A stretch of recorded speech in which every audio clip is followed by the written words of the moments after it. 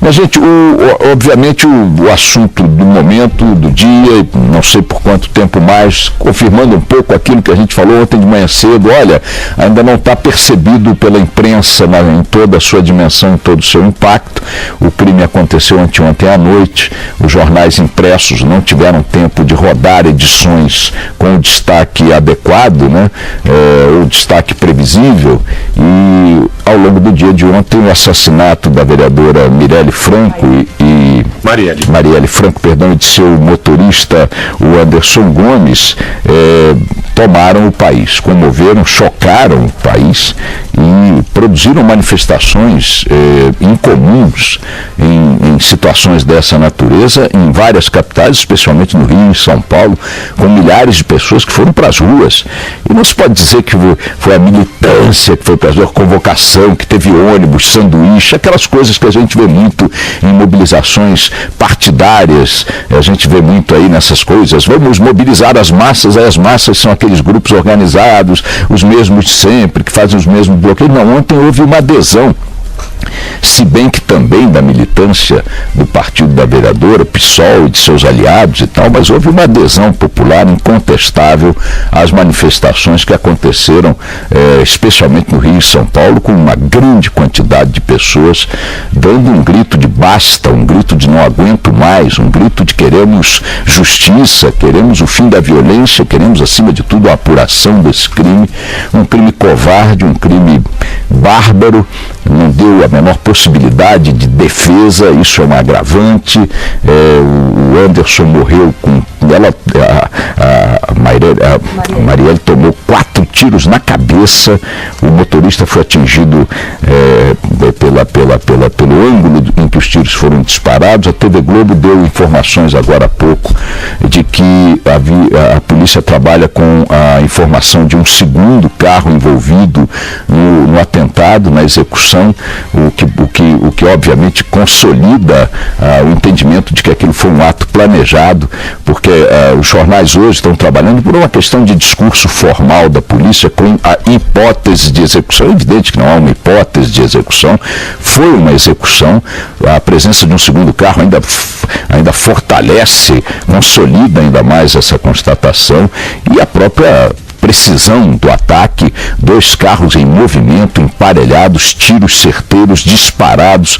Se você imaginar qualquer situação como essa, em que um atirador procura alcançar um alvo, atingir um alvo, dificilmente um atirador não muito profissional, não muito preparado, conseguiria dar 4 tiros numa região tão pequena quanto a cabeça de uma pessoa, numa situação como essa, em poucos segundos, com carros emparelhados em movimento e tudo mais, com isso filme no vidro e tudo mais. Evidente que houve uma execução, e por trás dessa execução estão profissionais do crime. O que eu queria chamar um pouco a conversa e a reflexão de todos nós em torno desse crime bárbaro que chocou o país, eu quero começar repetindo palavras do diretor de comunicação e marketing da Fundação Getúlio Vargas numa entrevista ao Estado de São Paulo, já há alguns dias. Não foi uma entrevista feita em função do assassinato. O nome dele é Marcos Facó, ele é especializado em marketing pela Universidade de Harvard e é da Fundação Getúlio Vargas. Ele disse que as redes sociais estão pautadas pelo ódio, pelos sentimentos extremos, ódio e amor. Quem está no meio, ou seja, fora dos extremos, quem se manifesta num nível mais profundo, mais equilibrado de discussão, pouco participa desses debates que dominam a rede social. As redes sociais. O barulho é de quem ama ou de quem odeia, de quem defende ou de quem ataca. E eu quero começar por estes campos que estão aí agregados a este episódio, como em qualquer outro episódio. Os campos das redes sociais se manifestam e pautam parte da discussão relativa a cada momento. A quantidade de teoria, de ódio, que está predominando, eu não diria, mas que está pontuando os posts e os comentários de boa parte da imprensa, dos ouvintes, dos espectadores em torno desse caso, é mais um tiro nas vítimas. É mais uma dor a ser agregada à dor das famílias. Antes que a polícia possa indicar como cabe fazer em qualquer crime. Vejam, tivemos estes dias o escândalo todo da tentativa de assassinato de um ex-espião russo, de duplo espião de duas faces no Reino Unido da Inglaterra. O que fez a polícia britânica com sua perícia, investigou, e o governo britânico tomou uma posição ontem endossada por Estados Unidos, França e não me lembro mais que outro país, dizendo que foram os russos que estão por trás da tentativa de assassinato.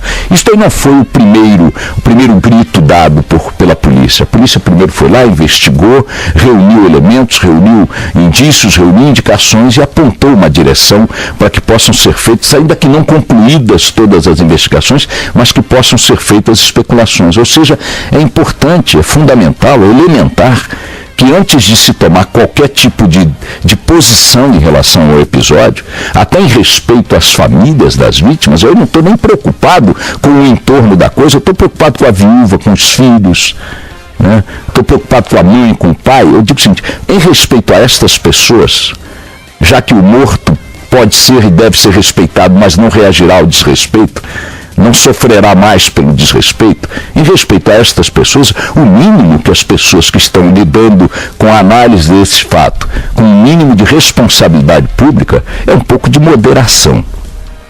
Qualquer tirada, qualquer análise, qualquer conclusão, e eu tenho ouvido algumas que têm me deixado arrepiado, sugerindo que o crime foi um crime feito para atingir tal objetivo, para ferir a intervenção, ou que o crime foi da direita para ferir os direitos humanos, ou da esquerda para ferir o governo Temer. Quem vai para uma manifestação como essa e grita fora Temer, ou fica Temer, ou viva Lula, numa boa, está nos extremos do amor e do ódio diante de um fato que, me desculpem, enquanto não se souber o que aconteceu, não pode ser trabalhado com nenhum tipo de objetivo. Pior ainda, se quem está diante do cadáver e do crime bárbaro se aproveita disso para fortalecer seus redutos de opinião, seus fãs-clubes, suas galeras, suas patotas, seus covis. Isso vale para o presidente, vale para o PSOL, vale para jornalista, vale para analista de segurança, vale para quem for. A polícia está analisando as coisas, ainda não produziu nenhum parecer, não há nenhum indicador, nada, exceto aquele que caminha e que consolida a ideia de um atentado planejado, executado por profissionais contra uma pessoa, uma política, uma vereadora, que tinha um trabalho de um determinado perfil. Que perfil era esse? O perfil que denunciava sistematicamente agressões a direitos humanos em comunidades pobres do Rio de Janeiro. Ela não podia fazer diferente, sendo oriunda desse ambiente, tinha esse engajamento, tinha essa história, tinha esse trabalho, tinha essa identidade, elegeu-se por isso, foi a 5ª vereadora mais votada no Rio de Janeiro por esta razão, por esse tipo de discurso, esse tipo de raiz de vínculo. Era natural que ela se dedicasse a isso, como é natural que o deputado da bancada ruralista trabalhe para ganhar espaços e conseguir espaços para o agronegócio. O deputado da bala está vinculado às fábricas de arma, trabalha para liberar armas. Por que a deputada oriunda de um ambiente onde os bandidos fazem o que querem e a polícia faz o que quer, teria que ter um discurso defendendo a indústria do petróleo? É claro que ela tem que defender o material humano, a comunidade, o ambiente de onde veio e que a elegeu. O seu discurso em defesa, qual era? Os posts nas redes sociais que ela fazia: olha, a polícia matou mais um, olha, está esculachando o jovem, tá não sei o que, tal. Isso acontece. Não é uma agressão à polícia e não é uma proteção aos traficantes. Tem post na internet dizendo que, mas ela não criticava os traficantes. Eu gostaria de perguntar a essas pessoas, como é que faz um líder comunitário que mora na comunidade para apontar o dedo para o traficante publicamente? Bom, quem sobrevive a isso? Ninguém. Mas então por que está apontando o dedo para a polícia? Porque a polícia é um ente público.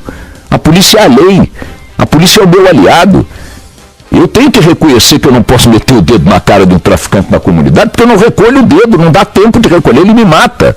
Mata a minha família, isso é toda hora. Quantos líderes e presidentes de associações de moradores no Rio de Janeiro foram mortos porque simplesmente não é nem que denunciaram publicamente os traficantes, seus vizinhos. Imaginem, os caras têm domínio territorial e estão querendo cobrar de líderes comunitários que levantem bandeiras frontais aos traficantes que dominam a área onde mora esse líder, onde mora a mãe dele, a filha dele, a irmã dele, a mulher dele.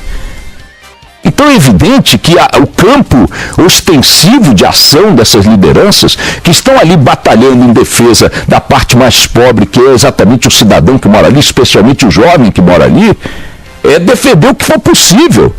E ela fazia essa defesa possível apontando para o Estado, dizendo: Estado, você não pode entrar aqui para agravar a situação do desrespeito a que já somos vítimas por parte dos traficantes. Então, ao fazer isto, de forma ostensiva em relação à ação policial, quando ela se dava fora da regra, fora do protocolo, fora das leis, truculenta, violenta e assassina, ela não estava necessariamente defendendo os traficantes, ela estava lidando com uma parte do problema que é gravíssima, que é recorrente e que era possível enfrentar no papel que ela desempenhava.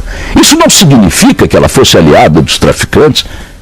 Então tem post na internet montado, gente, coisa criminosa, pegando traficantes mortos em confrontos e tal, e postando na internet como se fossem pessoas às quais ela se referia, jovens às quais ela se referia, em situação de execução pela polícia, ou que fosse, ou bala perdida, ou coisa do gênero.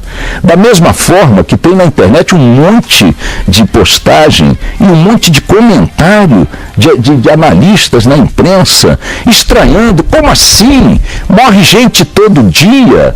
Eu ouvi um dizendo que estão falando muito da vereadora e pouco do motorista.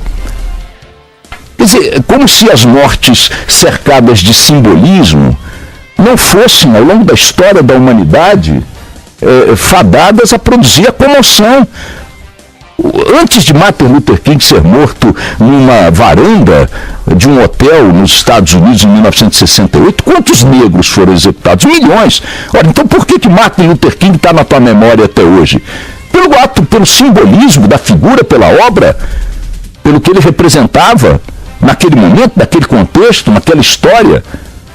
Por que a morte de Mahatma Gandhi em 48 na Índia repercute até hoje na Índia? Porque era uma figura emblemática, simbólica, naquele ambiente, naquele momento, naquela história. Por que a morte do arquiduque Ferdinando, não sei das quantas, em Sarajevo, em 1914, detonou uma guerra mundial? Ora, imagina quanta gente tinha morrido, quanta gente morria na Europa e tal, quantos atentados os anarquistas faziam toda hora e tal. Por que algumas mortes têm peso simbólico? Pelo momento em que ocorrem, pela forma em que ocorrem e pelas vítimas que fazem. Então, querer dizer que não há legitimidade na comoção, na reação coletiva, espontânea de milhares de pessoas que estão discutindo esse assunto, da morte da vereadora, da Marielle, querer desqualificar o sentimento de consternação, de indignação, de perplexidade diante dessa morte, é essa coisa miúda, essa coisa menor. Querer sugerir que isso é uma trama da esquerda ou uma trama da direita, querer sugerir que ela era uma aliada dos traficantes, não sei o quê, e aí por isso, Notem, todas as hipóteses podem ser contempladas numa investigação de crime. E é preciso que sejam contempladas pela polícia, pela perícia, pelos especialistas na coisa. Na análise, especialmente a análise prévia, especulativa, avançar nessas direções, me perdoem, é dar mais um tiro, não só na vereadora, mas na sua família. Não só no motorista, mas na sua família. É dar um tiro no bom senso. Vamos esperar minimamente que a polícia, que a perícia, com a ajuda federal, com a ajuda de quem for necessário, investigue e desvende, como desvendou em pouco tempo, de maneira exemplar, o assassinato da juíza Patrícia Scioli, em Niterói, não tem muitos anos. Vocês devem lembrar. Especula-se que possa ter havido envolvimento de policiais militares na execução da vereadora. Especula-se que possa ter sido uma ação de traficantes na execução da vereadora.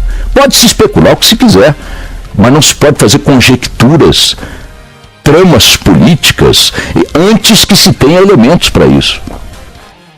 Fazê-lo, especialmente radicalizando a análise, com afirmações peremptórias, sabe, conspiratórias, terroristas, sabe, tramas que... porque isso aí a esquerda fez para conseguir minar a intervenção e tal. Imagina, ou a direita está fazendo para não sei o quê. Aí vai para a manifestação, fora Temer. O que Temer tem a ver com assassinato? O Temer é criador da política de segurança praticada pela polícia do Rio de Janeiro, ou qualquer... a intervenção tem um mês, está fazendo hoje. O que tem o Temer a ver com a ação truculenta do policial do Rio de Janeiro nas comunidades pobres, que é um fato que ocorre há tantos anos, que quando se elegeu governador do Rio em 82, ou em 87, em 82, o Brizola proibiu incursões da polícia nas favelas. Tal era a reação das comunidades àquele tipo de ação. Pé na porta, tapa na cara, o esculacho, o velho e bom esculacho. Evidente que essa situação está aí colocada há décadas. Então, ir para lá dizer fora Temer, ou viva Lula, ou abaixo a ditadura, ou viva a democracia, o que tem a democracia, Temer, Lula, ou o que quer que seja a ditadura com o que está acontecendo ali, com aquele assassinato? Vamos ver o que aconteceu, vamos esperar, vamos ter um mínimo de respeito. Um mínimo de respeito pela vítima, por suas famílias. Espere um mínimo que a polícia diga alguma coisa. Se a polícia eventualmente não disser nada, no tempo razoável, que aí sim cada um construa a sua teoria sobre o que aconteceu. Mas com menos de 24 horas, um pouco mais de 24 horas do crime, querer bater o martelo, já julgando quem é o culpado, quem é o atingido, quem é o inocente, isso é uma leviandade, isso é uma irresponsabilidade e é uma maldade com as famílias. Uma maldade com as famílias. Isso vale para você que está postando coisas na internet. Vale para você que está postando essas maluquices, essas manifestações de ódio ou de amor, baseadas em posições políticas. O que está claro pelos fatos é que houve uma execução. A presença de um segundo carro reforça o planejamento de um crime executado com maestria, com profissionalismo. Vamos ver o que as câmeras de segurança agora permitem descobrir. Vamos ver se eventualmente levantamento de dados de telefonema. Ela jamais foi ameaçada, disseram todos os seus amigos. Nunca relatou uma ameaça. Não há um indicador de quem possa ter sido o autor desse crime, o mandante desse crime. Aí o beneficiário falou, quem é o beneficiário desse crime, meu Deus? Quem é o beneficiário desse crime? Sinceramente, quem é capaz de apontar o dedo para dizer, se deu bem, hein? Quem se deu bem? As esquerdas se deram bem. Por que se deram bem? Em quê? Em que terreno? Eleitoral? Político? Porque as manifestações... É natural. É natural.